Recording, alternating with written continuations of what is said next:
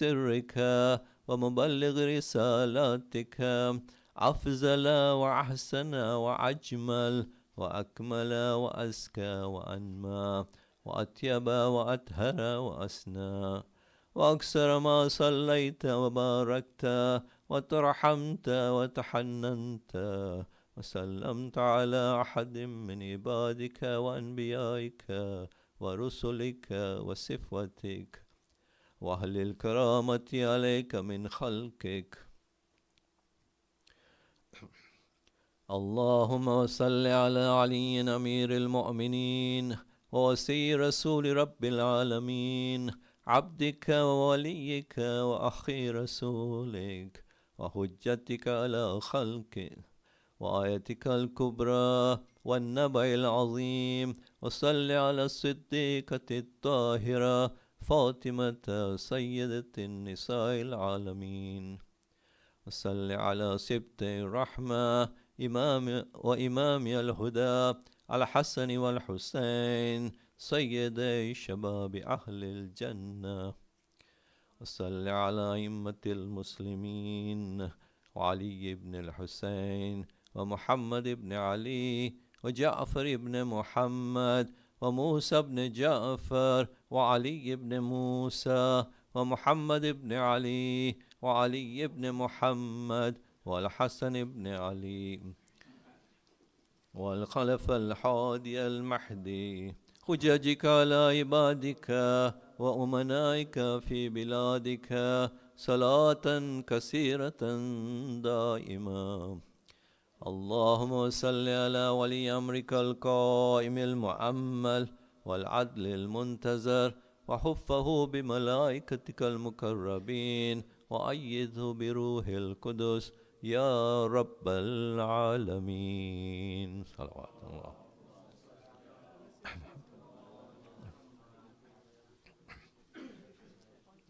اللهم اجعله الداعي إلى كتابك والقائم بدينك، استخلفه في العز كما استخلفت الذين من قبله، مكن له دينه الذي ارتضيته له، عبدله من بعد خوفه أمنا، يعبدك لا يشرك بك شيئا. اللهم أعزه عزيز به، وانصره وانتصر به، وانصره نصرا عزيزا، وافتح له فتحا يسيرا، واجعل له من لدنك سلطانا نصيرا. اللهم أزهر به دينك وسنة نبيك، حتى لا يستخفي بشيء من الحق مخافة أحد من الخلق. اللهم إنا نرغب إليك في دولة كريمة تعز بها الإسلام وأهله، وتذل بها النفاق وأهله، وتجعلنا فيها من الدعاة إلى طاعتك والقادة إلى سبيلك، وترزقنا بها كرامة الدنيا والآخرة. اللهم ما أورثتنا من الحق فحملناه، وما كسرنا عنه فبلغنا. اللهم المم به شعثنا، وأشعب به صدعنا، واتق به فتكنا، وكسر به كلتنا، وعزز به ذلتنا، واغن به عائلنا، واقض به عن مغرمنا، واجبر به فقرنا، وسد به خلتنا، ويسر به أسرنا، وبيز به وجوهنا، وفك به أسرنا، وانجح به طلبتنا، وانجز به مواعيدنا، واستجب به دعوتنا، وأعطنا به سؤلنا، وبلغنا به من الدنيا والآخرة آمالنا، وأعطنا به فوق رغبتنا. يا خير المسؤولين وعسى المعطين، اشف به صدورنا، واذهب به غيظ قلوبنا، واهدنا به لما اختلف فيه من الحق بإذنك، إنك تهدي من تشاء إلى صراط مستقيم. وانصرنا به على عدوك وعدونا إله الحق آمين. اللهم إنا نشكو إليك فقد نبينا صلواتك عليه وآله، وغيبة ولينا، وكثرة عدونا، وقلة عددنا، وشدة الفتن بنا، وتزاهر الزمان علينا. فصل على محمد وآله، وإن على ذلك بفتح منك تعجل، وبزر تكشف، ونصر تعز، وسلطان حق تزهر، ورحمة منك تجللناها، وعافية منك تلبسناها، برحمتك يا أرحم الراحمين. صل على محمد وآله.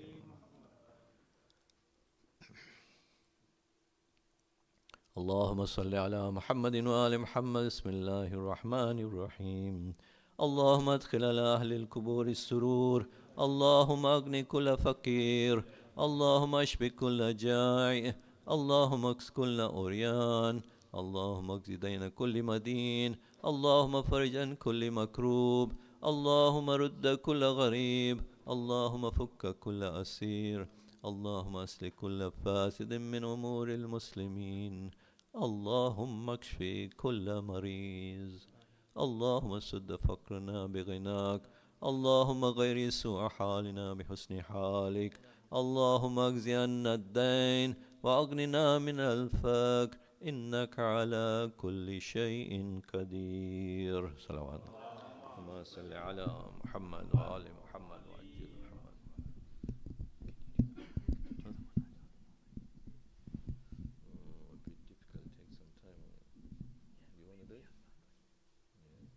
What about the majlis then? You won't have enough time for the majlis.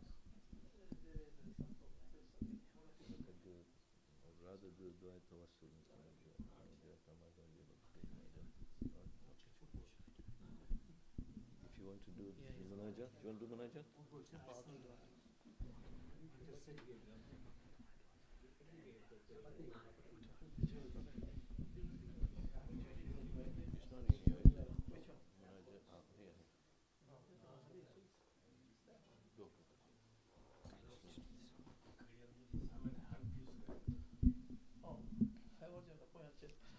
بر محمد وآل محمد صلوات. اللهم صل على محمد وآل أعوذ بالله من الشيطان الرجيم. بسم الله الرحمن الرحيم. اللهم إني أسألك أمان يوم لا ينفع ولا ينون إلا من أتى الله بقلب سليم مال، وأسألك الأمان يوم يعذ الظالم على يديه يقول يا ليتني اتخذت مع الرسول سبيلا، وأسألك أمان يوم يعرف المجرمون بسيماهم فيؤخذوا بنواسي ولا أقدام، وأسألك الأمان يوم لا يجزي والد عن والده ولا مولود هو جاز عن والده شيئا، إن وعد الله حق. وأسألك الأمان يوم لا ينفع الظالمين معذرتهم ولهم العنة ولهم سوء الدار. وأسألك أمان يوم لا تملك نفس لنفس شيئا والأمر يومئذ الله. وأسألك الأمان يوم يفر المرء من أخيه وأمه وأبيه وصاحبته وبنيه، لكل امرئ منهم يومئذ شأن يغنيه.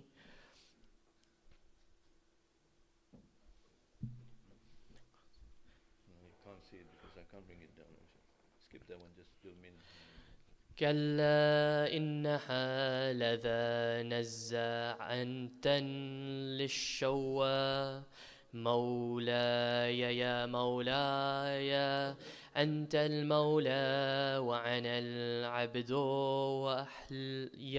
وهل يرحم العبد إلا المولى.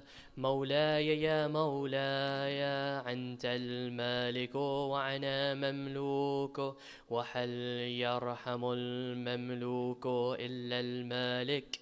مولاي يا مولاي أنت العزيز وأنا الذليل، وهل يرحم الذليل إلى العزيز. مولاي يا مولاي أنت الخالق وأنا المخلوق، وهل يرحم مخلوق إلا الخالق. مولاي يا مولاي أنت العظيم وأنا الحقير، وهل يرحم الحقير إلا العظيم. مولاي يا مولاي أنت القوي وأنا الضعيف، وهل يرحم الضعيف إلا القوي.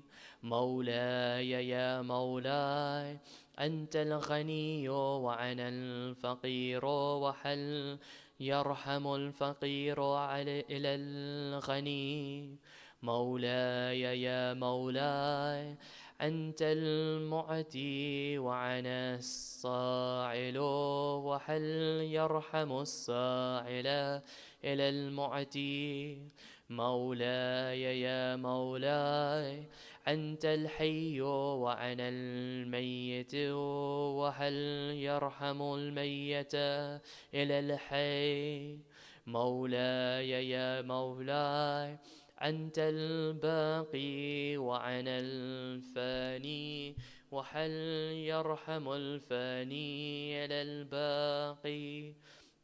مولاي يا مولاي أنت الداعم وأنا الزائل، وهل يرحم الزائل إلى الداعم. مولاي يا مولاي أنت الرازق وأنا المرزوق، وهل يرحم المرزوق إلى الرازق. مولاي يا مولاي أنت الجواد وأنا البخيل، وهل يرحم البخيل إلى الجواد. مولاي يا مولاي أنت المعافي وأنا المبتلى، وهل يرحم المبتلى إلى المعافي. مولاي يا مولاي أنت الكبير وأنا الصغير، وهل يرحم الصغير إلى الكبير. مولاي يا مولاي أنت الحادي وأنا الضال، وهل يرحم الضال إلى الحادي. مولاي يا مولاي أنت الرحمن وأنا المرحوم، وهل يرحم المرحوم إلى الرحمن. مولاي يا مولاي أنت السلطان وأنا الممتحن، وهل يرحم الممتحن إلى السلطان. مولاي يا مولاي أنت الدليل وأنا المتحير، وهل يرحم المتحير إلى الدليل. مولاي يا مولاي أنت الغفور وأنا المذنب، وهل يرحم المذنب إلى غفور. مولاي يا مولاي أنت الغالب وأنا المغلوب، وهل يرحم المغلوب إلى الغالب؟ مولاي يا مولاي أنت الرب وأنا المربوب، وهل يرحم المربوب إلى الرب؟ مولاي يا مولاي أنت المتكبر وأنا الخاشع، وهل يرحم الخاشع إلى المتكبر؟ مولاي يا مولاي ارحمني برحمتك، وارز عني بجودك وكرمك وفضلك يا ذا الجود والإحسان والطول والامتنان، برحمتك يا أرحم الراحمين. صلوات.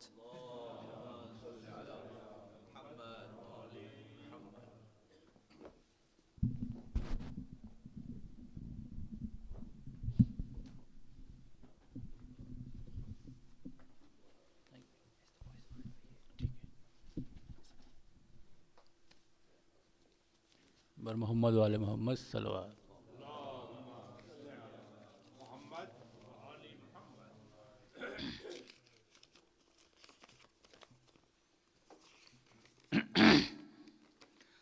عالم میں شب ضربت اے مومنو آئی ہے، عالم میں شب ضربت اے مومنو آئی ہے، تاریک کسی دنیا میں ہر سمت سمائی ہے،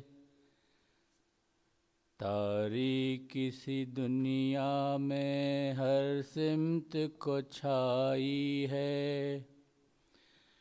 19ویں رمضان کو شبر میرے مولا نے،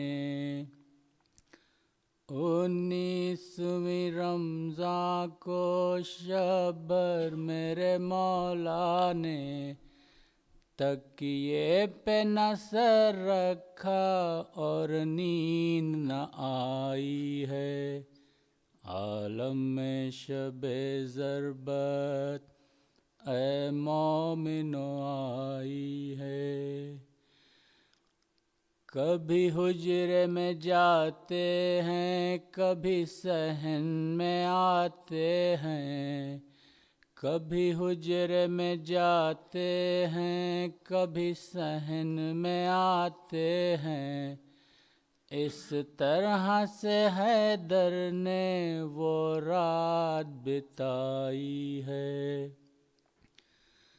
عالم میں شب ضربت اے مومنو آئی ہے، کلثوم نے جب دیکھی اس طرح کی بیتابی، کلثوم نے جب دیکھی اس طرح کی بیتابی، رو رو کے پدر جب یہ بات سنائی ہے، عالم میں شب ضربت اے مومنو آئی ہے، کوفے سے کہیں بابا کیا صبح کو جانا ہے، کوفے سے کہیں بابا کیا صبح کو جانا ہے، یا فوج کوئی لڑنے یوں آپ سے آئی ہے، عالم میں شب ضربت اے مومنو آئی ہے،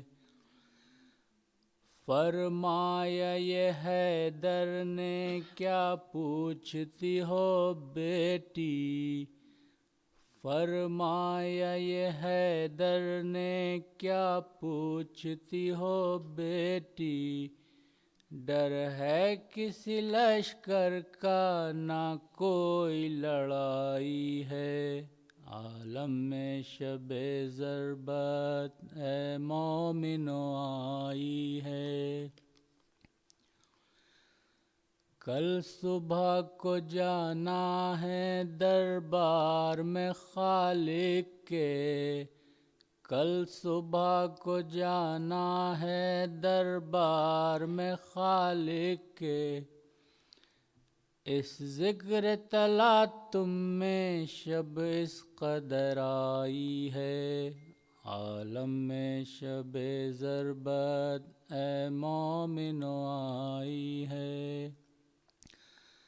آثار ہوئے پیدا ناگاہ قیامت کے، آثار ہوئے پیدا ناگاہ قیامت کے، حیدر اٹھے یہ کہہ کے لو اب اثر آئی ہے، عالم میں شب ضربت اے مومنو آئی ہے۔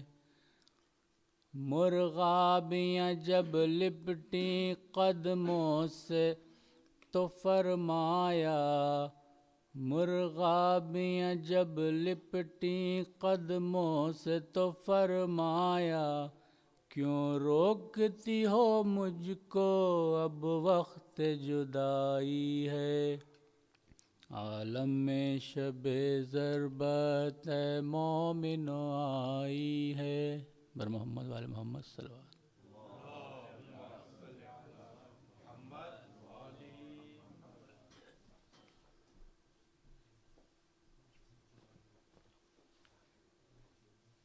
اور محمد وآل محمد صلوات۔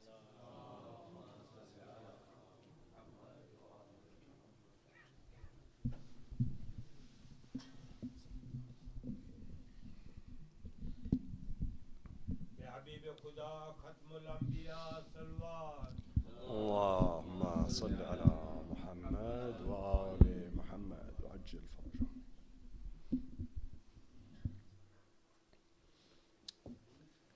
الفاتحة۔ اولاد علی صلوات۔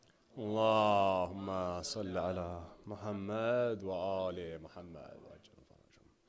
أعوذ بالله من الشيطان اللعين الرجيم، بسم الله الرحمن الرحيم، الحمد لله رب العالمين، الصلاة والسلام على سيد الأنبياء والمرسلين، خاتم النبيين بالقاسم محمد، اللهم صل على محمد وعلى أهل بيته الطيبين الطاهرين، أما بعد، فقد قال الله الحكيم في قرآنه الكريم، وهو أصدق القائلين، قوله الحق، بسم الله الرحمن الرحيم، واجعل لي لسان صدق في الآخرين، صدق الله العلي العظيم، صلوات.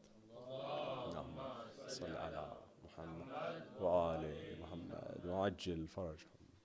We're continuing on to look at the final letter that Imam Ali alayhi salam wrote to his son Imam Hassan, to see what the advices are that our Imam gave him and see how we can implement them in our own lives, and in particular in a way that we can leave a legacy for those around us. We can leave a name for ourselves when we're not around ourselves.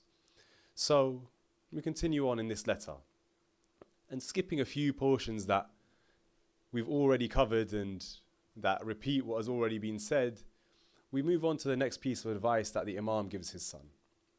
He says to always stand boldly in support of truth and justice.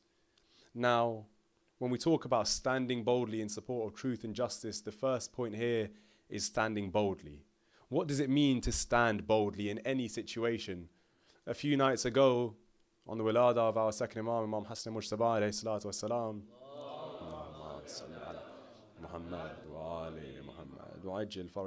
we spoke about where Imam Ali alayhi salam is sending his son, Hazrat Muhammad Hanafiya, into battle, and the advice that he gives his son in that moment. He's rallying up his son Muhammad. He's telling him how to be in battle, getting him ready to go to war. What does he say to him? And this right here is the definition of standing boldly, as put by our Imam himself. He says, when you go out towards the battlefield, he says, let the mountains move from their place, but you don't move from yours. He says, when you go out into the battlefield, plant your feet into the ground so much so that nothing can shake them. He says, when you go out into the battlefield and you look out over the army standing in front of you, set your sights on the last row of the army, not the first row of soldiers, because that's where you want to get through. You want to cut through every row of soldiers till you get to the final point.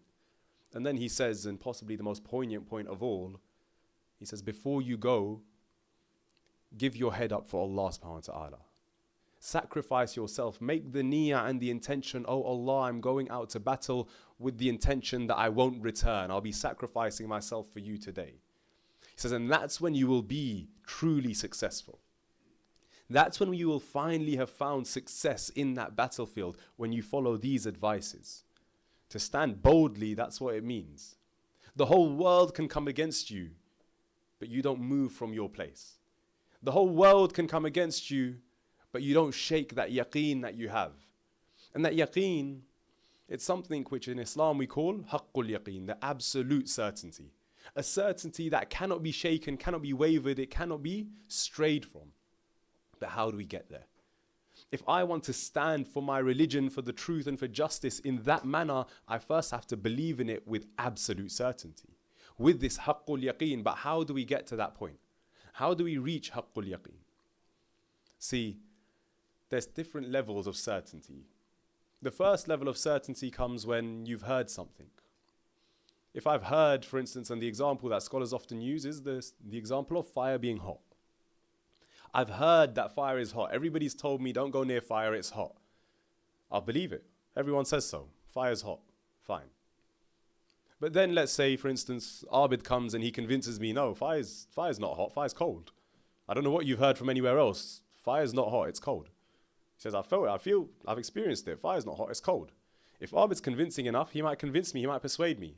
All right, maybe fire is cold. I've never experienced it myself, so now I'm convinced. The second stage of certainty comes when you see something from sight. Now, I've seen, for instance, Abid playing with fire and I've seen him get burnt. Now in my head, I'm like, well, I've seen it now. I'm fairly certain now fire is hot. I've seen the heat of the fire. I've seen Abid get burnt. Now I've believed, all right, fire is hot. Surely, it must be. But then he tells me, no, that was just that flame.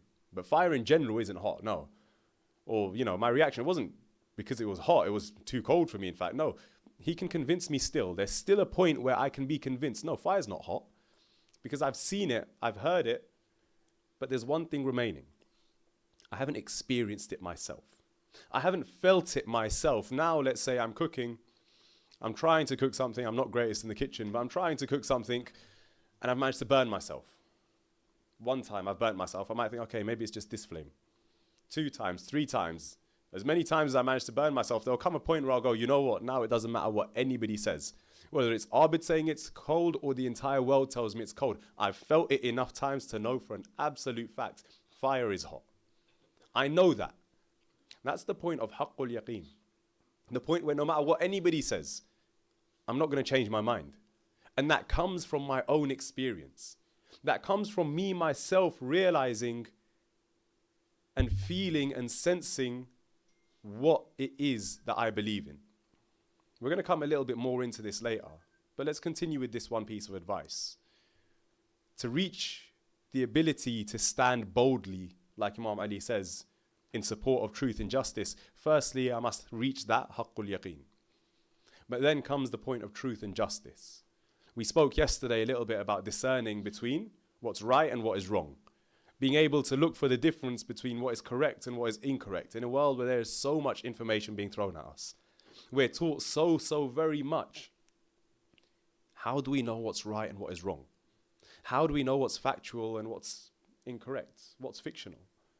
Because if you can't discern between that, then you'll find yourself falling prey to something which we see more and more often in today's day and age. And it's an issue that, for me, I look out and I see it happening a lot, and it's a difficult one to really try and address. Because in a day and age where there's so much information, there's also loads of opinions flying around. So many different podcasts. Every guy's got a mic and set up his own little station. And now he's doing a podcast from here. He's giving his opinion. Somebody else is giving their opinion. So many YouTube shows, so many Spotify, SoundCloud artists, all this stuff. There's so much information out there and so many opinions, so many perspectives, which is a good thing, I guess. To be able to experience and hear other perspectives, it's a good thing. But the problem is, a lot of people are losing their ability to form their own opinions and their own perspectives. They hear one thing one day, they believe it. They hear another thing tomorrow, they'll believe that, without there being any evidence or any substance to the matter. They're just taking on everything that they hear and adopting it as their own perspective.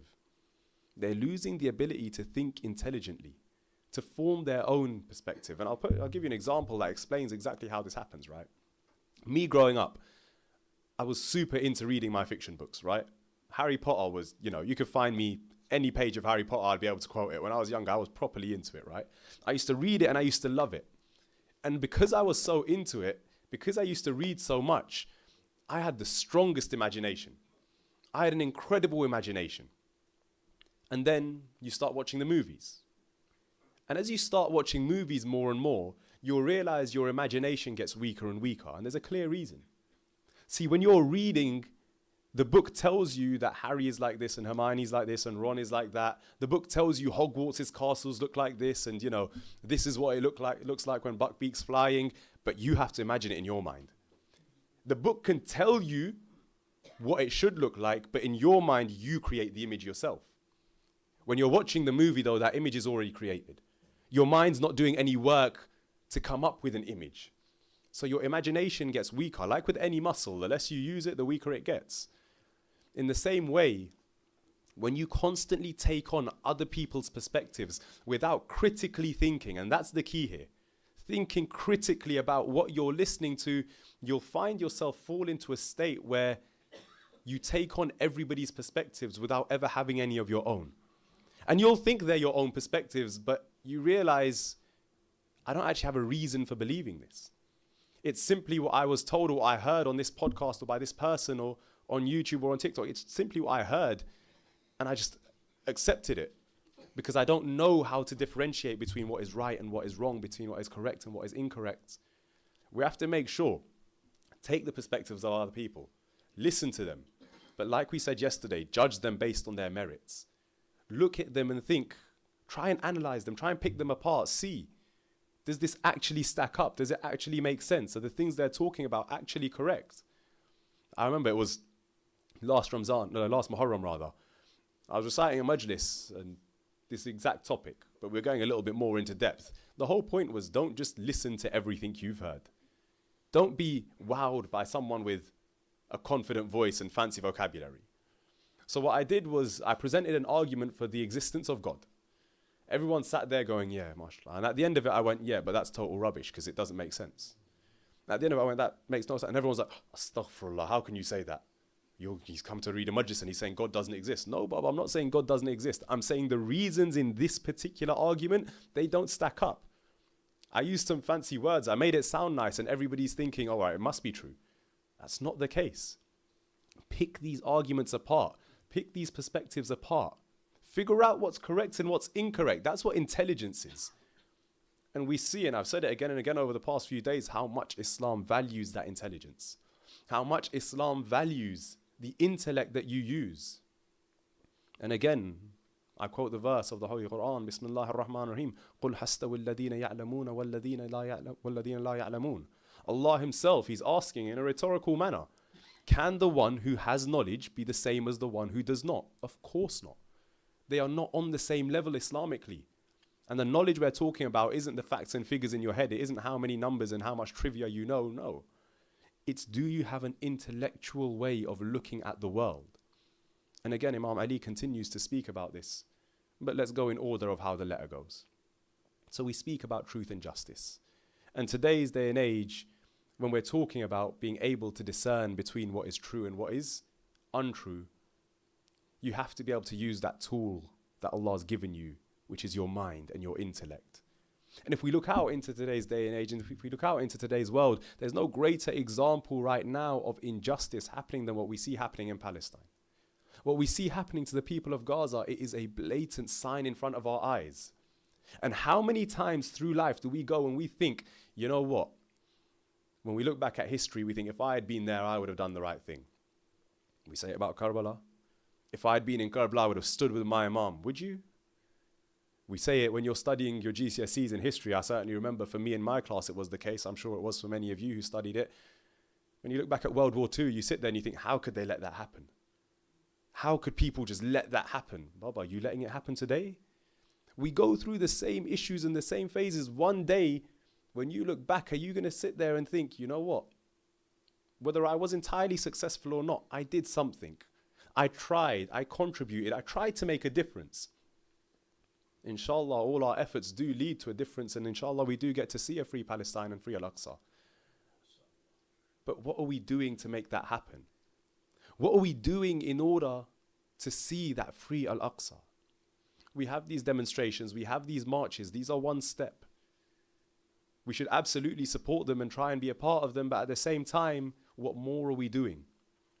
How much further are we going? And when we look to make a difference to that cause, are we doing it intellectually? Are we doing it with a mind to support that cause? Or are we doing it just following on with what everyone else is doing? Have I actually stopped and thought, if I'm going to the protest, if I'm going to Al-Quds Day, if I'm going to these marches, why am I going? Because I support Palestine. Well, great. Why can't you support Palestine sitting at home? And I'm not saying to sit at home. No, what I'm saying is stop and think for yourself. What is the benefit of this action that I am taking? What is the reason that I am going? What do I hope to achieve from this? Because then when you go and when you figure that out, you'll go with a certain fire in your belly. You'll go with a certain passion to you. Whatever it may be, whether you're putting pressure on your MP, whether it is that you're rallying and trying to raise support, whether it is that you're trying to fundraise and raise funds for the charities that are doing work on the ground in Gaza, whatever it is that you're doing, you'll do it with a certain passion. Why? Because you know the reason you're doing it. Imam Ali alayhi salam repeatedly in this letter, he says, do not do things out of ignorance. In fact, Imam Ali alayhi salam goes so far as to say in his letter, and again he says it numerous times, he says, if you lose sight of why you're doing what you're doing, quit. He speaks about seeking for truth. He says, if you lose sight of why you're doing it, stop doing it. Because that will lead you down the road of jahiliyyah. That will lead you down the road of doing the wrong thing. Stop. Figure out why you're doing it and then go and do it. But do it with all your passion and all your might. Just so long as you know why you're doing it, what you're doing, how you're doing. Be active with your intention. And then Imam Ali alayhi salam, he goes on to say in his letter, and it's a very odd thing that he says here. Very curious indeed. In fact, when I read it, it took me quite a while to sit there and try and decipher what the Imam says. The Imam says to his son, Imam Hassan alayhi salam, he says, I wanted to teach you just the Quran. I just wanted to focus on the Quran and teach you just that. But then once I had completed that, once I had taught you the Quran in its entirety and what's hidden within it, I worried that I still needed to give you more in order to guide you through life. He says, I worried that I still needed to give you more rationale so that you can make the correct decisions in life. Ya Imam, what are you saying? You are teaching the Quran to an Imam. The Quran as taught by an Imam. Being taught to another Imam. And you're saying you worried it was not enough. What do you mean by this, Ya Imam? Does the Quran not contain all the knowledge that we need? It does. Absolutely it does. But see, here's the thing, and this is something that we often mistake about our religion and the way that it is set up for us. Allah subhanahu wa ta'ala, He has not given you every instruction explicitly. By which I mean Allah subhanahu wa ta'ala, He did not tell you get to SI for 7 o'clock or 6:30 and then sit here for this many hours and then go, no. Allah subhanahu wa ta'ala tells you, show love for the family of the Prophet. Now how you apply that, that's on you. Allah subhanahu wa ta'ala tells you these are the guidelines towards what you need to do. It's up to you to apply those rules to your own life. It happens all the time, especially in the case it comes up most in is when it comes to music. I have people sending me songs going, can I listen to this? I'm like, Baba, I'm not listening to it first of all. But second of all, it's not a matter of your marja is going to tell you you can listen to this song but not that song. He's not going to come and tell you Eminem's fine but Drake no, probably not. No, your marja is not going to tell you that. He's going to tell you, look, these are the rules which apply to what is haram and what is halal. Now it's up to you to make that decision. Is this halal? Is this haram? Is this allowed? Is this not? Should I do this? Should I do that? The Imam here is telling us the Quran has all the knowledge you need. It is up to you then to pick up the tools of your rationale and your thinking and your ability again to critically analyze and look at what's in front of you and apply that and implement that to your life. When you can do that, you will have grasped what the Quran is able to give you, what the Quran has to offer. Because see, we can only take from the Quran what is within what we call our own zarfiyah, our own capability. I can go to the ocean with a small cup. I can't fill up the entire ocean in that cup. I can only take as much as the cup will hold. Think of yourself in the same manner. The more you increase your capacity to take from the Quran, the more you will take from it. And the Quran will consistently give, but it comes down to your ability.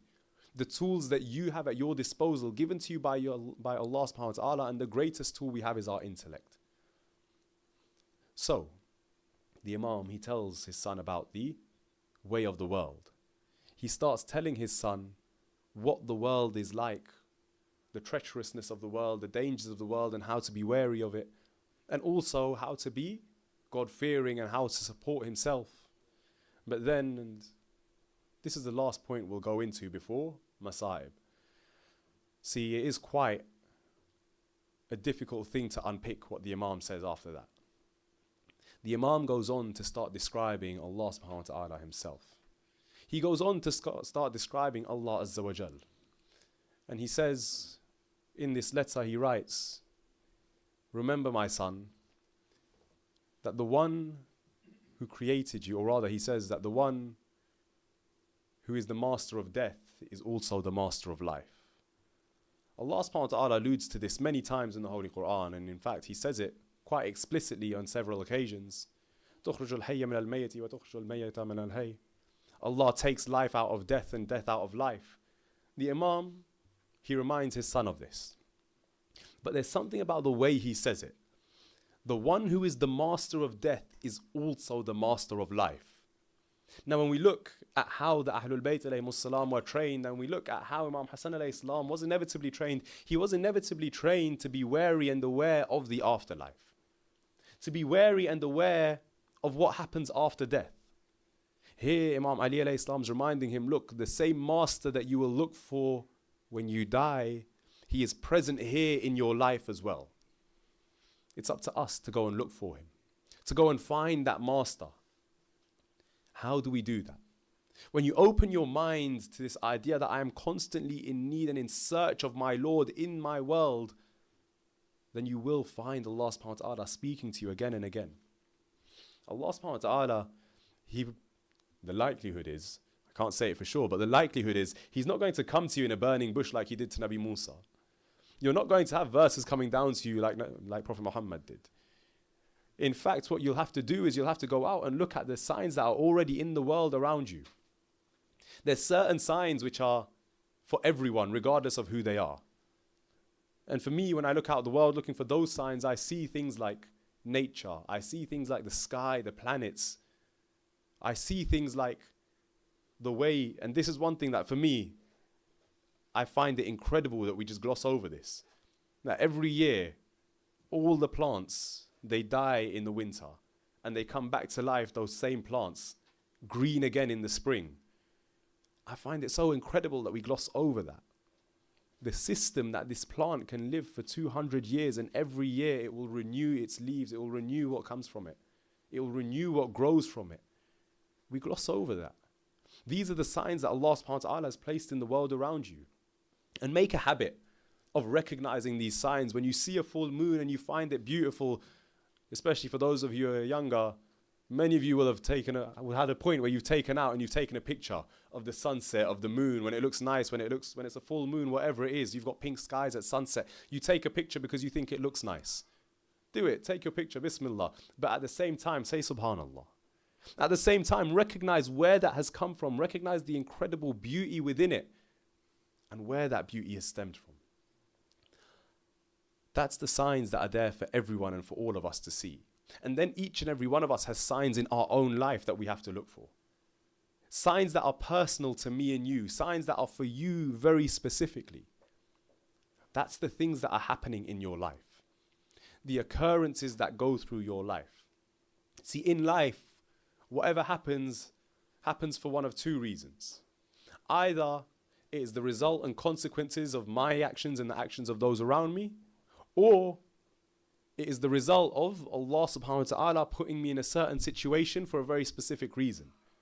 That reason may be Allah subhanahu wa ta'ala is punishing me, it may be He is rewarding me, it may be that Allah subhanahu wa ta'ala is testing me, it may be anything. But Allah subhanahu wa ta'ala puts you in certain situations as well. Recognize the situation that I am in, and that doesn't mean you have to be trapped in some difficult situation. Look at your life right now. Am I comfortable? Am I happy? Or am I struggling? Is it difficult? Whatever the answer is, try and figure out, how did I get here? How did I get to this point?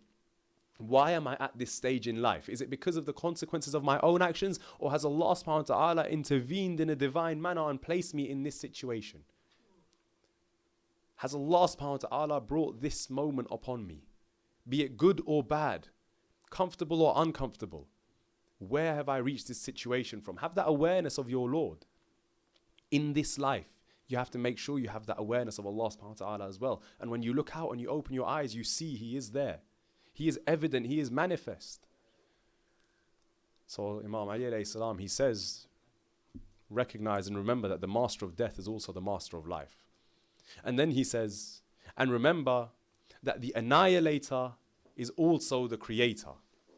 Or rather, he says that the one who creates is also the one who annihilates. Allah subhanahu wa ta'ala, He gave birth to you. Allah subhanahu wa ta'ala, I say that, He gave you life rather. Allah subhanahu wa ta'ala is the one who gave you life. He is the one who brought you into this world. Allah is also the one who will take you out of it. And the word annihilator, it's not simply somebody who will take your life away, no. The word annihilator is somebody who destroys, somebody who causes destruction. Allah subhanahu wa ta'ala, He has the power to give everything, but He also has the power to take everything. And then the Imam goes on and he says, and don't forget, that the one who annihilates will then once again bring everything back into existence. What is the Imam referring to here? The Imam here is referring to Yawm al-Qiyamah, the day of judgment, when the final hour is upon us and everything that ceased to exist. Like Allah subhanahu wa ta'ala says, Kullu man alayha fan. Everything that is in existence will cease to exist.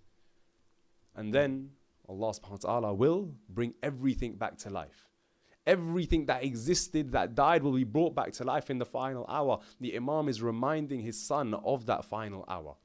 Reminding his son that your Lord will bring you back to life. There will be accountability. There will be questions asked of you. You have to remember this. Allah subhanahu wa ta'ala is telling us, or the Imam rather is telling us, recognize these three things about your Lord. Firstly, He is the one who gives you life and death. He is ever present in your life, and you must remember that.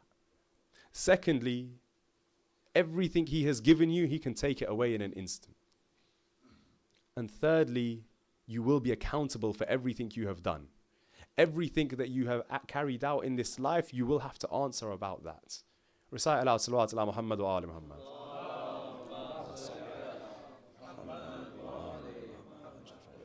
I'll ask you all to shuffle forward a little bit as well and recite another loud salawat ala Muhammad wa ali Muhammad.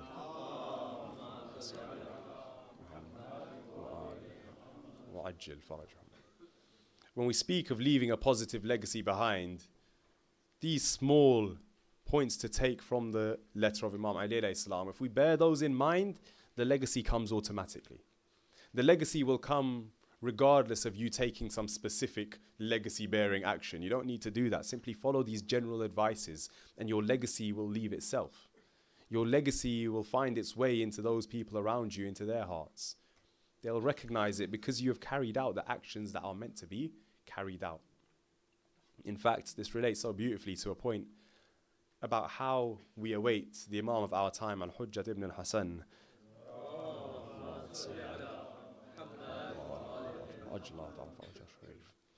I was sitting once listening to a scholar talking about how we should await our Imam. What should I do in order to be a true soldier of my Imam, to await his return? What does it mean? What does my preparation for the Imam look like? And the scholar said, he's like, you don't have to do anything special. Just be a good Muslim. That's what the Imam needs. Islam's already told you everything you need to do.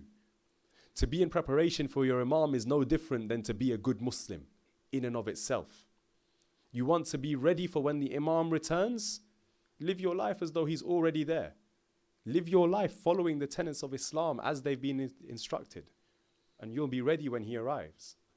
In the same way, you want to leave a good legacy?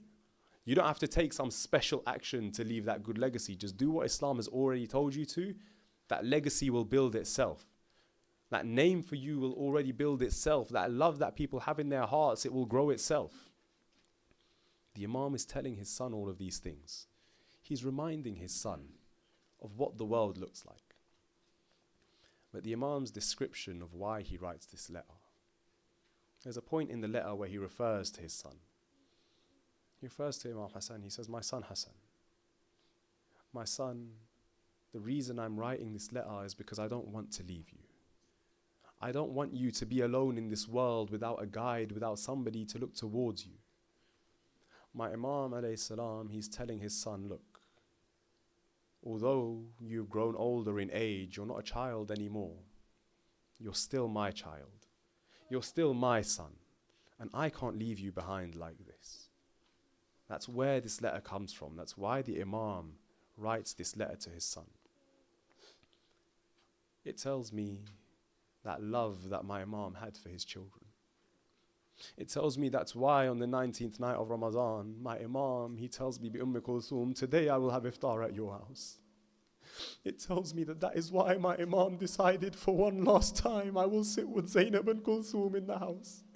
One last time I will sit with my Hussein and my Hassan.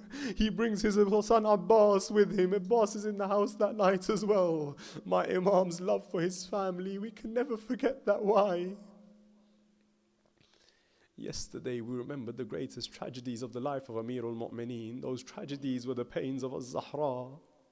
Before she leaves this world, Sayyidatun Nisa al-Alameen, she calls her husband to her.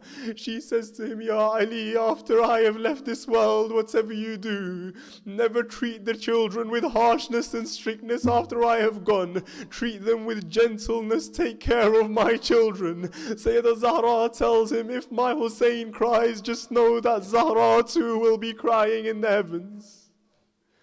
Amir al-Mu'mineen, he was the rock for his children. But what we often overlook is that in any relationship between a parent and the child, as much as the parent is a rock for their children, the children are a rock for their parents as well. Amir al-Mu'mineen, he needed his children to be okay so that he could be okay as well. After Sayyidah Zahra leaves this world, Amir al-Mu'mineen needed to take care of his children. But he needed to do it in a way where his children could take care of him as well.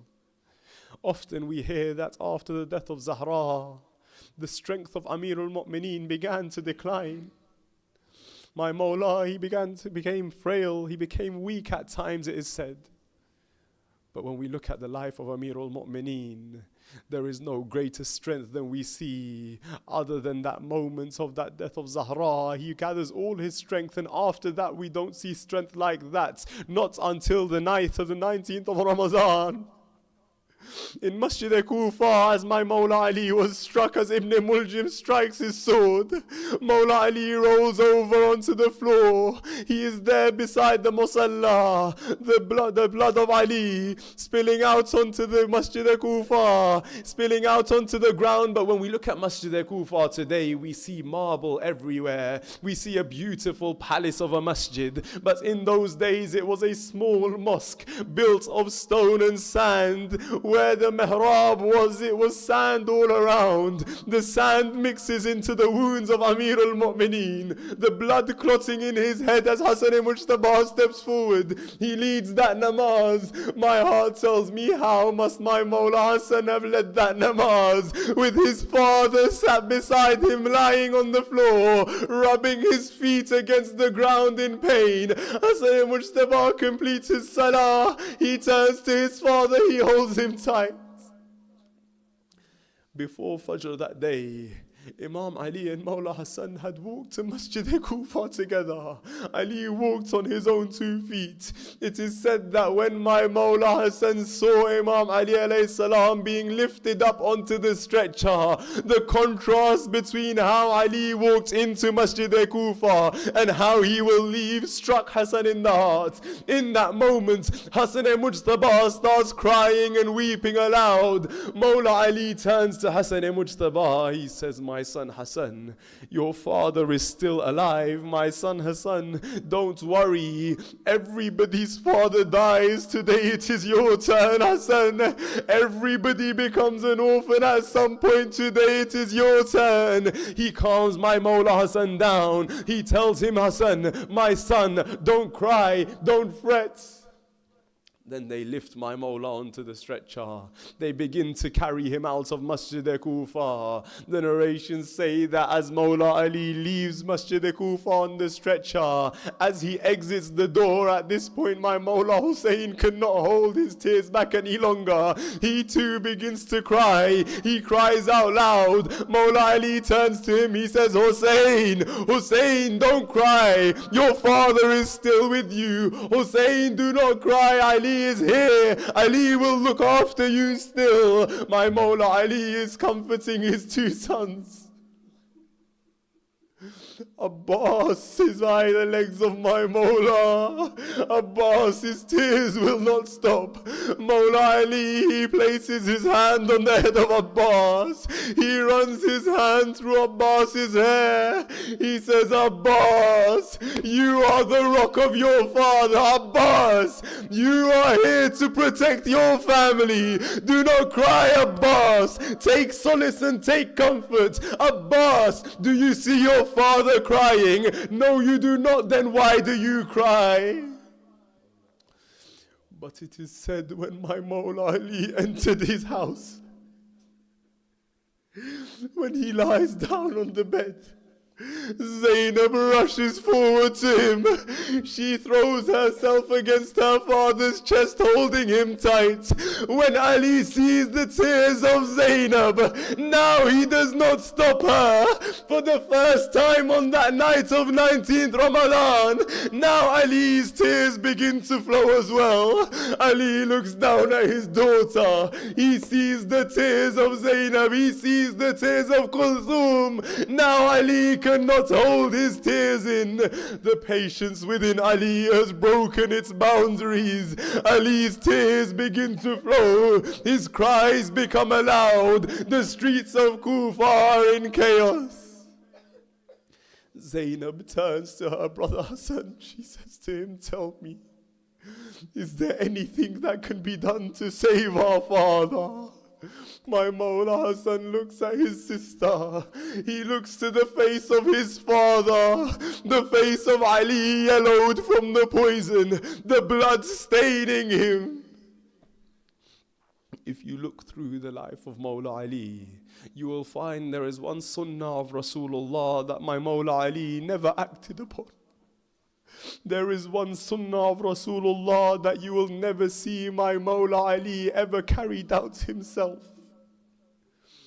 One of the mustahab acts that we receive from the sunnah of Rasulullah is to dye your hair. A man once comes to our fifth Imam, Imam Muhammad Baqir, and he asks him, why is it that Ali Murtaza never dyed his hair? Why is it that he never dyed his hair black to show his young age, to show his youthfulness? It is a sunnah of the Holy Prophet after all. Imam Muhammad Baqir, he replies, my Mawla Ali, my grandfather Ali, he was promised by Rasulullah Ali, one day there will be a time where you will not have to dye your hair in your beard, rather it will be dyed for you. I look at the life of my Mawla Ali, the only time I see any color sprayed on his hair and beard is when the blood flows from his head, it flows into his beard, the red beard of Ali. Hassan looks at his father's face, so different from how he has seen him his entire life. He sees now there is no hope left. But how does he tell his sister Zainab that she is about to become an orphan? Hassan will not say to Zainab that she is about to become an orphan. He will not answer her question with no, there is nothing we can do. He will not tell her that all hope is lost. Instead, he turns to his sister and says, I will call the doctor. The doctor will tell us what the current state is. The doctor is called to the house. As the doctor enters the room, he sees Mawla Ali, the commander of the faithful, lying there on the bed. He sees everybody in the room. He is aware that Zainab and Kulthum are in the next room waiting. He calls Imam Hassan. He says to him, I wish to speak to you outside. My Mawla Hassan, he says, tell me what is the matter. I don't wish to leave my father's side. The doctor turns to Imam Hassan. He says, my master, forgive me, but what I am about to tell you, I cannot say it anywhere where your sisters might hear. Mawla Hassan steps outside. The doctor looks at him and he says, your father may have survived the strike on his head, but the poison that sword was dipped in, had one drop of that poison entered the water of Kufa, the entire city would not have survived. There is nothing left that can be done to save your father's life. The only thing that might happen now is you can ease his pain somewhat. You can take the pain away from him a little and grant him some relief. Mawla Hassan asks, tell me, how can I give my father relief in this moment? What can I do?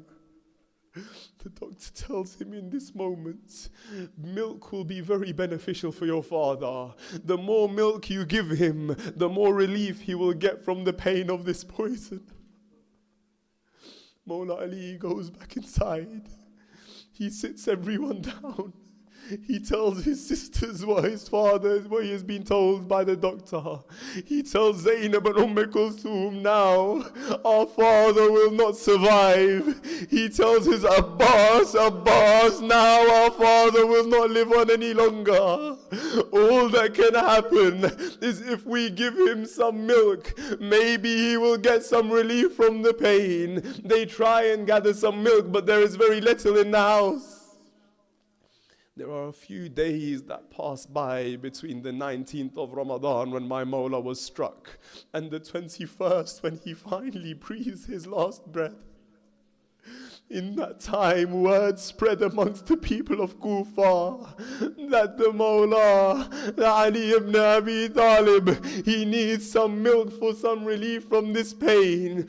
There is a moment where there is noise outside the house of Bibi Kulthum. Imam Ali alayhi salam, he turns to Imam Hassan, he says to him, my son, see who is at the door. Maybe it is my followers. Imam Hassan alayhi salam, he goes to his father, he says, my father, right now you are very weak, my father. Don't take any visitors right now. You do not have the strength left within you. My Mawla Ali says, Hassan, go, check the door, see who it is. My Mawla Hassan accepts the instructions. This is a father to his son, but also an imam telling an imam. So Mawla Hassan, he goes to see who is at the door, and what does he see?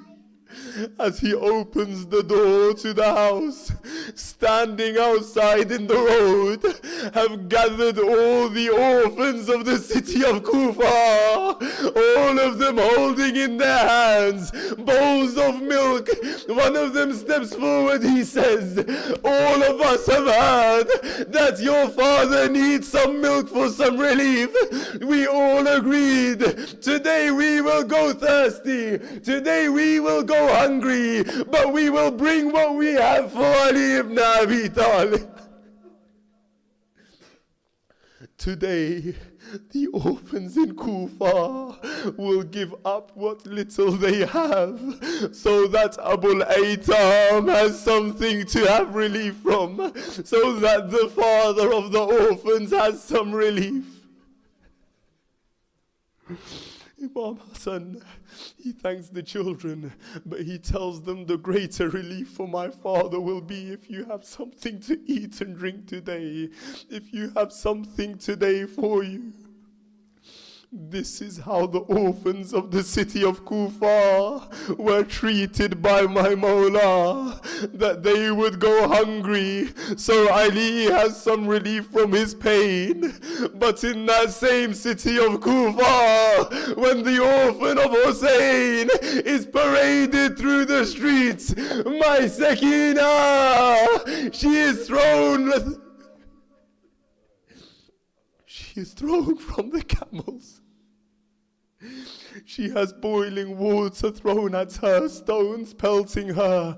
My darling Sakina, after I die, the words of Hussein echo through the ears of Sakina. After I die, my Sakina, do not complain to your auntie. Whatever happens, Sakina, do not cause your auntie any grief. They're orphans of Kufa. They look after their master Ali as much as they can. The orphan of Hussein looks after Zainab and Sajjah. ألا لعنة الله على قوم الظالمين فسيعلم الذين ظلموا أي منقلب ينقلبون. موت حسين.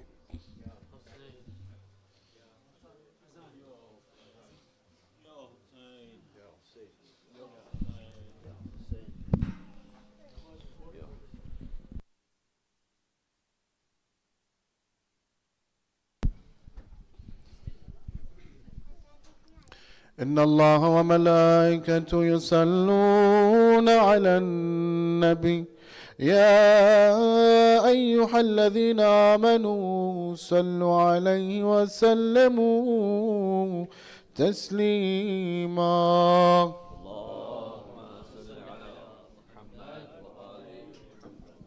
الله أكبر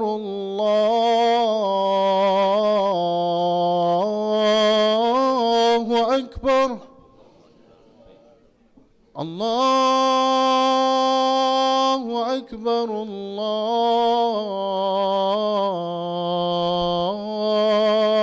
الله أكبر.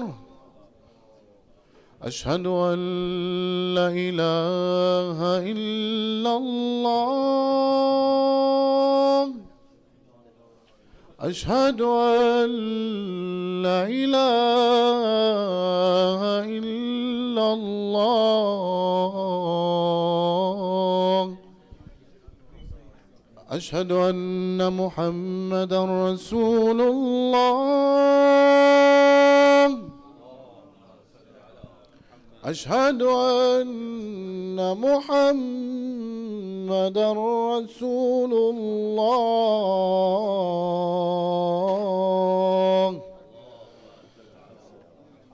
أشهد أن عليا ولي الله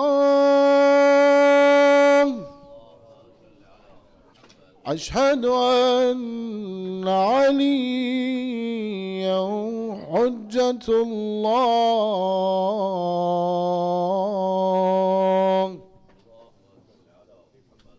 حي على الصلاة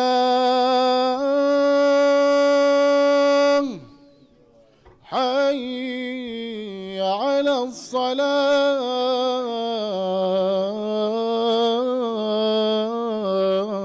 الصلاة حي على الفلاح حي على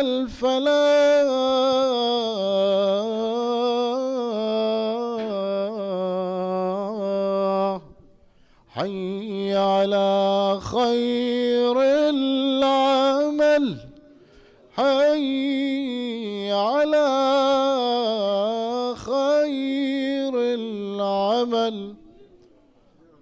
الله أكبر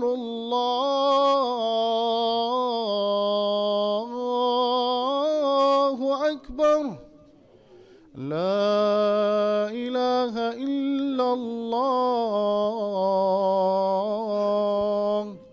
لا إله إلا الله. اللهم صل على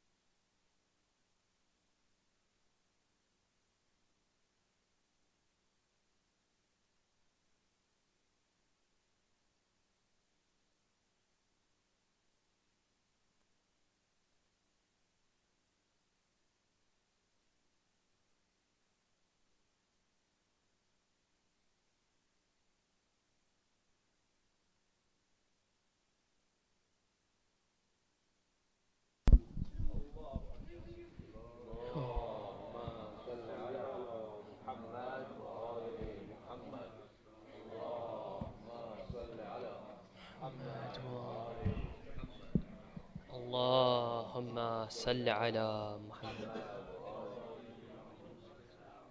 إن الله وملائكته يصلون على النبي يا أيها الذين آمنوا صلوا عليه وسلموا تسليما.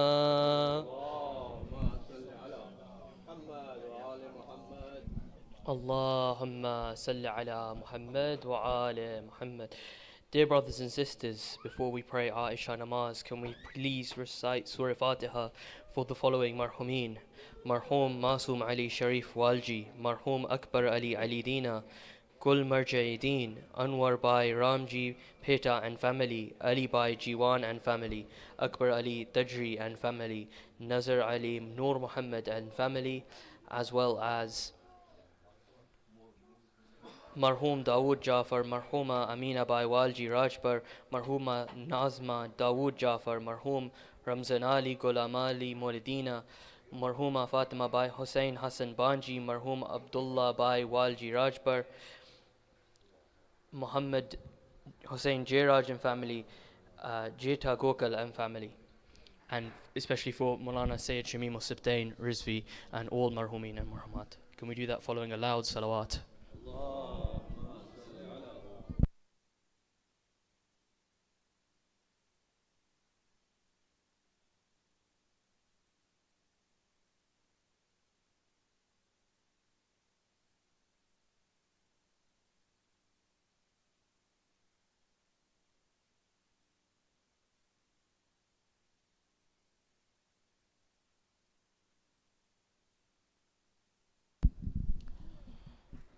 أعوذ بالله من الشيطان الرجيم. بسم الله الرحمن الرحيم. يا علي يا عظيم يا غفور يا رحيم، أنت الرب العظيم الذي ليس كمثله شيء وهو السميع البصير. وهذا شهر عظمته وكرمته وشرفته وفضلته على الشهور، وهو شهر الذي فرزت سعامه علي، وهو شهر رمضان الذي أنزل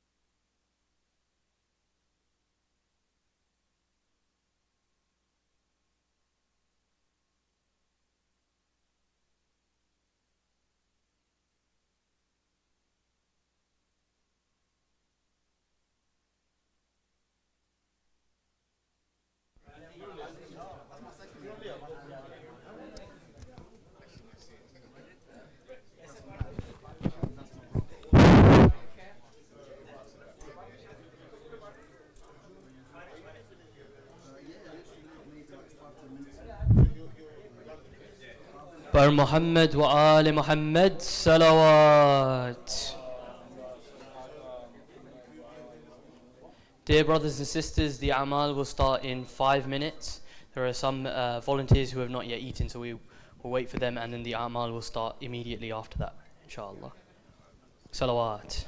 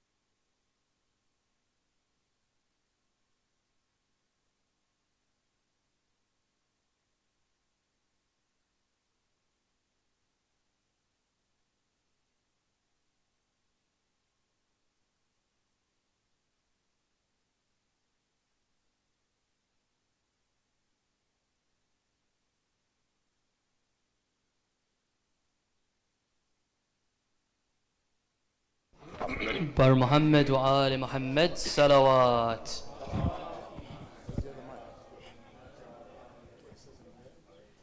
As we wait for the main a'mal to start, please look towards any of the screens that you can see around you. It will give you instructions on how to recite the 2 rakat salat. Please do this with the intention of 2 rakat salat for Laylatul Qadr. Jazakallah.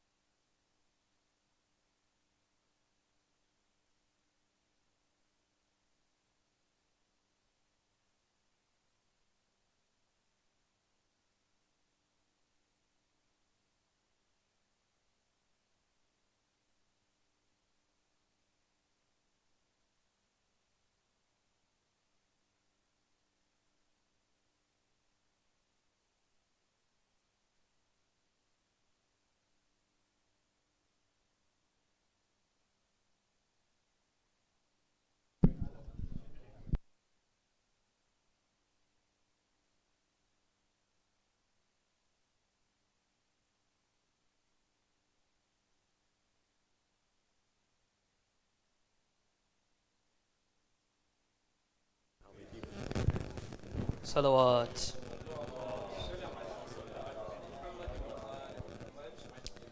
As we prepare ourselves for the a'mal of this auspicious night, please can we remember those marhumin who have passed away and recite a Surah Fatiha for the following marhumin: Marhum Masum Ali Sharif Walji, Marhum Akbar Ali Dina, Kul Marjaideen, Anwar Bhai Ramji Peta and family, Ali Bhai Jiwan and family, Akbar Ali Tajri and family, Nazar Ali Noor Muhammad and family, as well as Marhum Dawood Jafar, Marhuma Amina Bai Walji Rajbar, Marhuma Nazma Dawood Jafar, Marhum Ramzan Ali Ghulam Ali Molidina, Marhuma Fatima Bai Hussein Hassan Banji, Marhum Abdullah Bai Walji Rajbar, Muhammad Hussein Jairaj and family, Jeta Gokal and family, and Maulana Sayyid Shami Musuddin Rizvi. Bismillah ar-Rahman ar-Rahim. Alhamdulillah Rabbil Alameen.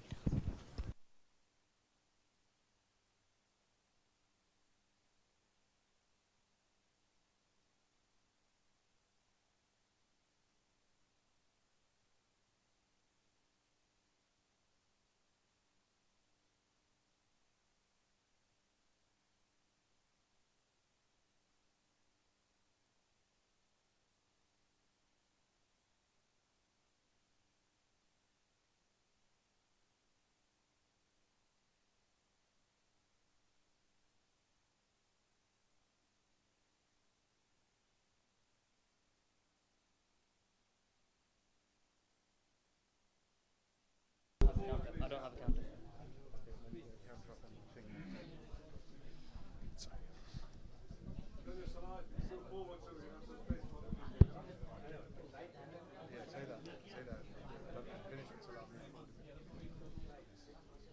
صلوا على محمد وآل محمد.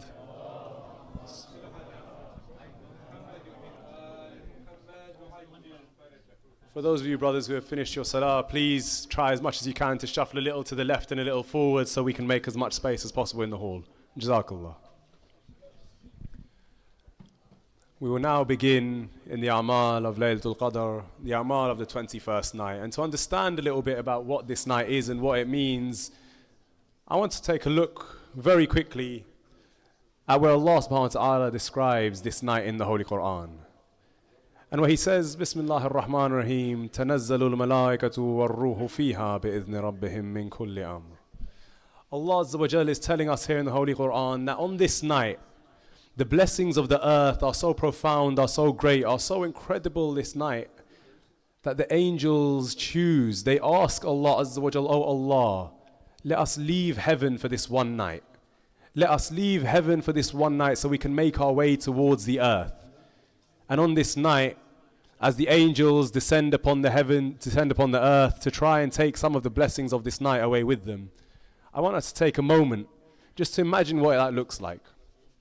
We're told in the narrations that on Laylatul Qadr, the angels descend and they search around looking all over the earth for where there are mu'mineen taking the name of their Lord. The angels, they circle around the earth looking for where they can find somebody remembering Allah subhanahu wa ta'ala.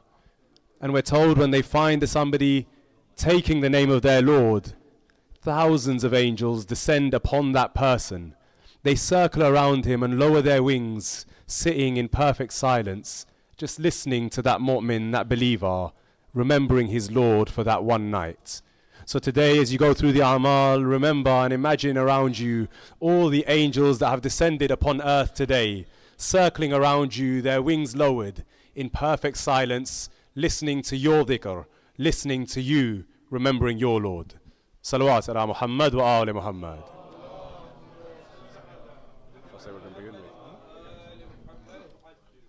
We'll begin with a tasbih in which we ask our Lord for forgiveness. Take stock in your mind of all those things which you wish for your Lord to forgive you for, as we recite 70 times Astaghfirullah wa atubu ilayh. Allahumma salli ala Muhammadin wa ali Muhammad. Bismillahir Rahmanir Rahim.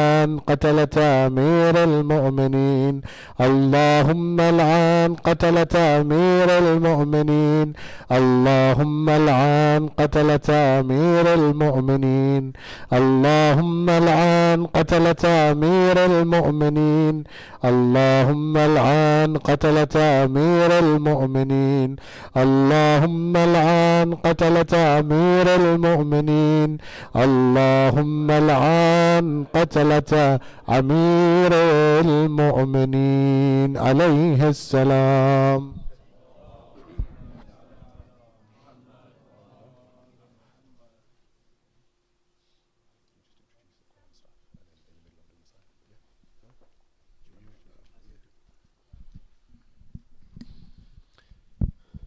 Please open the Holy Quran in front of you.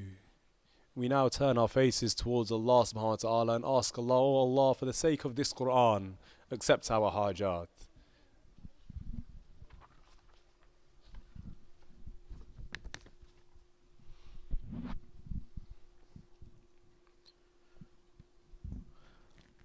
اللهم صل على محمد وآل محمد.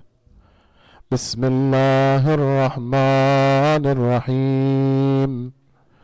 اللهم إني أسألك بكتابك المنزل وفيه اسمك الأكبر وأسماؤك الحسنى وما يخاف ويرجى أن تجعلني من عتقائك من النار. حاجات.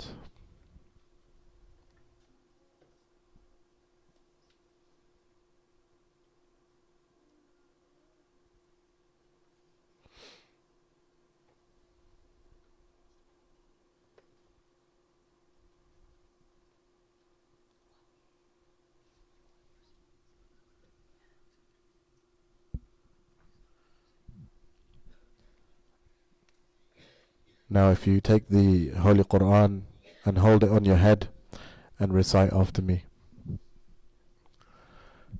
اللهم صل على محمد وآل محمد. بسم الله الرحمن الرحيم.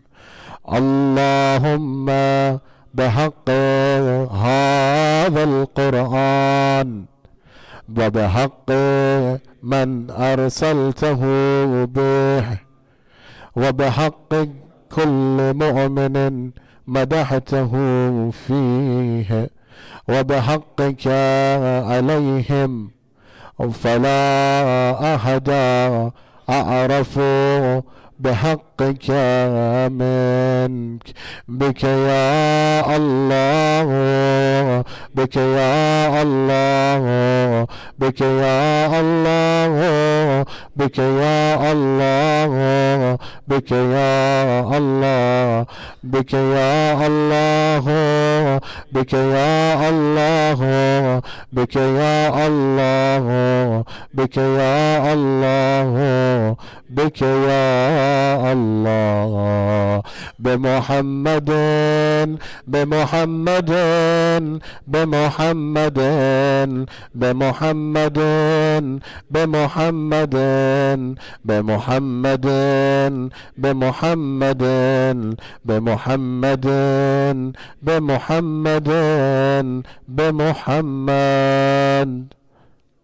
بعلي بعلي بعلي بعلي بعلي بعلي بعلي بعلي بعلي بعلي عليه السلام.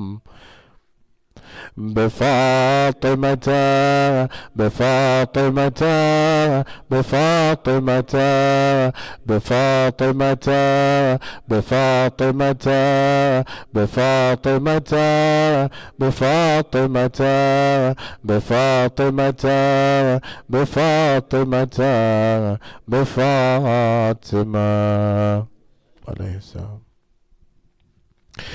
بالحسن بالحسن بالحسن بالحسن بالحسن بالحسن بالحسن بالحسن بالحسن بالحسن عليه السلام.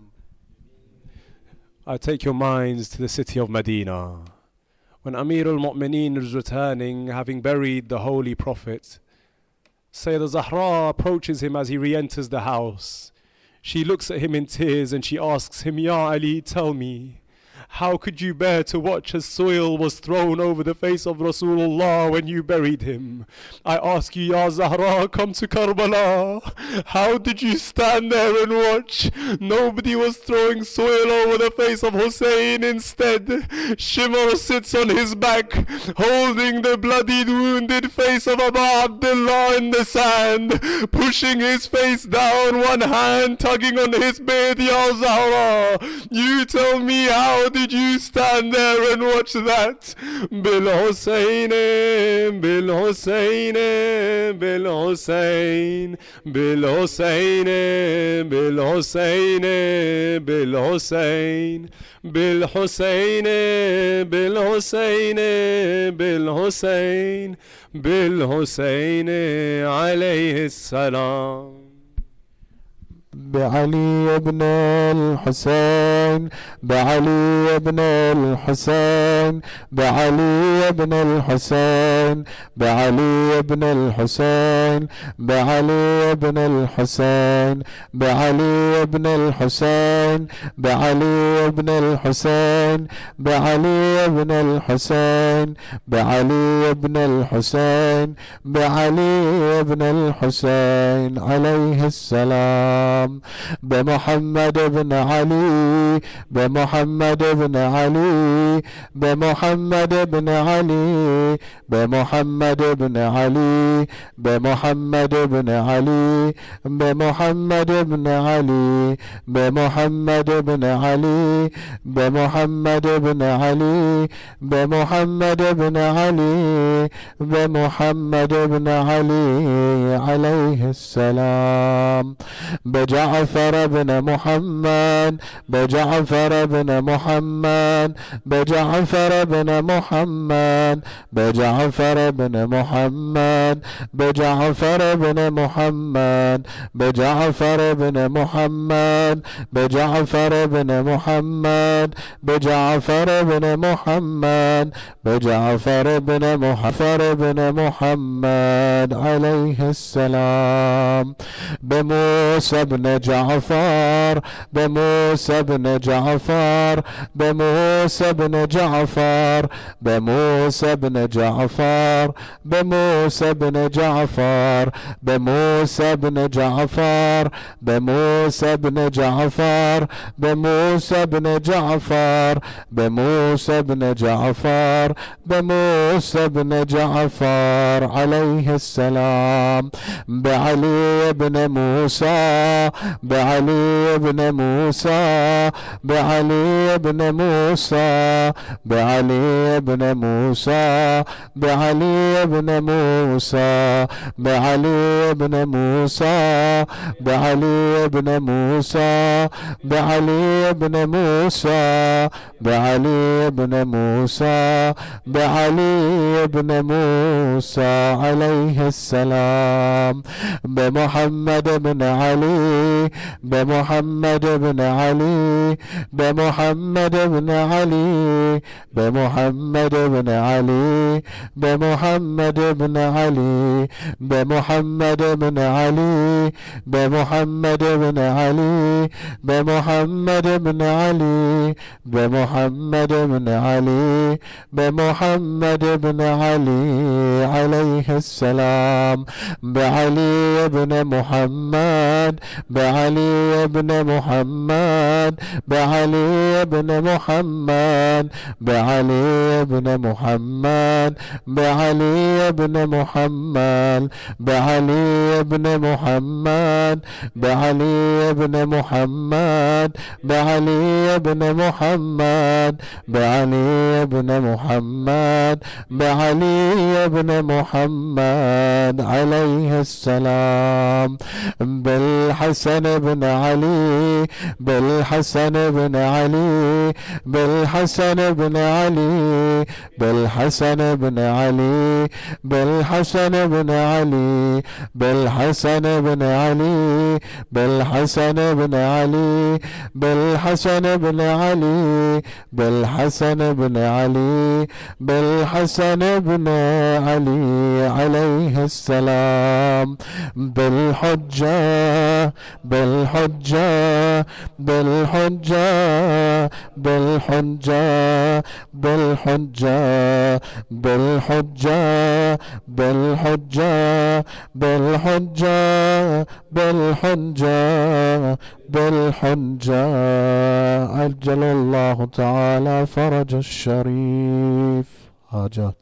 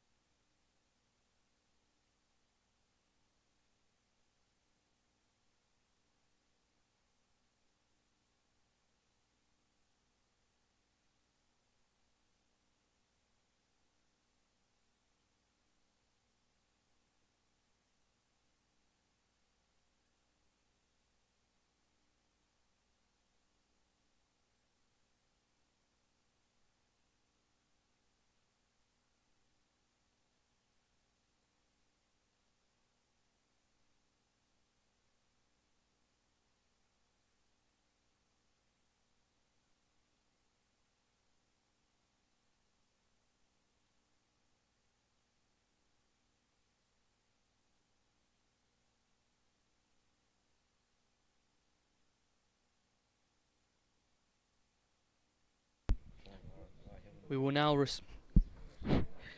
now recite one short dua for the night of the 21st of Laylatul Qadr.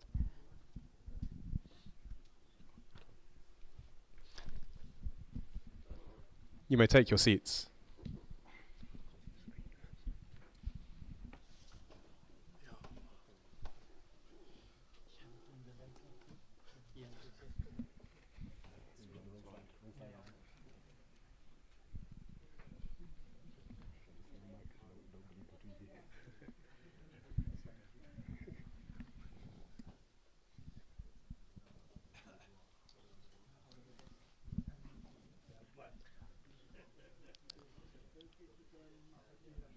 بسم الله الرحمن الرحيم.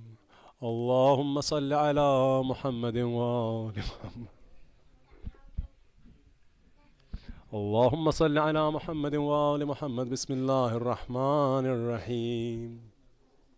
يا مولج الليل في النهار يا مولج النهار في الليل ومخرج الحي من الميت ومخرج الميت من الحي يا رازقا ما يشاء بغير حساب. يا الله يا رحمن يا الله يا رحيم يا الله يا الله يا الله لك الأسماء الحسنى والأمثال العليا والكبرياء والعلا. أسألك أسألك أن تصلي على محمد وآل محمد، وأن تجعل اسمي في هذه الليلة في السعداء، وروحي مع الشهداء، وإحساني في عليين، وإساءتي مغفورا، وأن تهب لي يقينا تبشر به قلبي، وإيمانا يذب الشك عني، وترضيني بما قسمت لي. وآتنا في الدنيا حسنة وفي الآخرة حسنة وقنا عذاب النار الحريق، وارزقني فيها ذكرك وشكرك والرغبة إليك والإنابة والتوفيق لما وفقت له محمدا وآل محمد عليه وعليهم السلام. اللهم صل على محمد وآل محمد.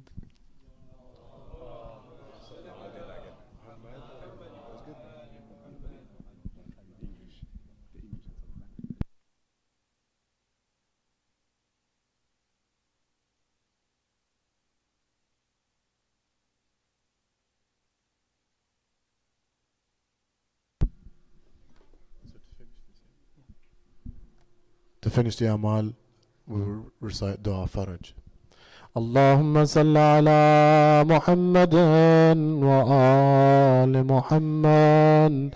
بسم الله الرحمن الرحيم. اللهم كن وليك الحجة ابن الحسن صلواتك عليه وعلى آبائه في هذه الساعة وفي كل ساعة، وليا وحافظا وقائدا وناصرا ودليلا وعينا، حتى تسكنه أرضك توعا وتمتعه فيها طويلا برحمتك يا أرحم الراحمين.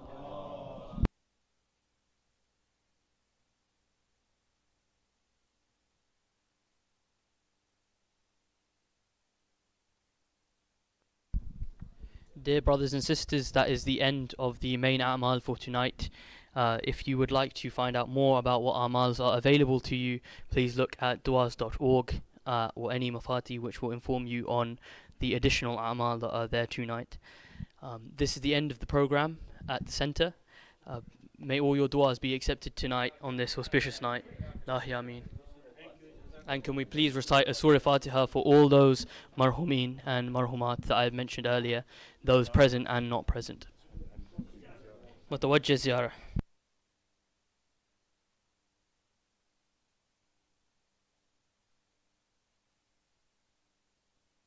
All right.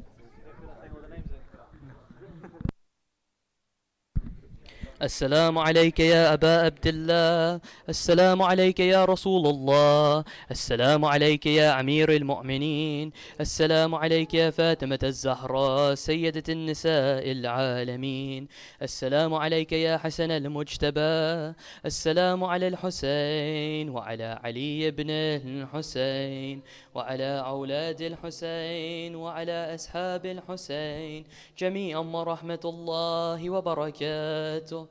السلام عليك يا غريب الغرباء، السلام عليك يا معين الضعفاء والفقراء، السلام عليك يا شمس الشموس وعنيس النفوس، أيها المدفون بأرض توس، ورحمة الله وبركاته.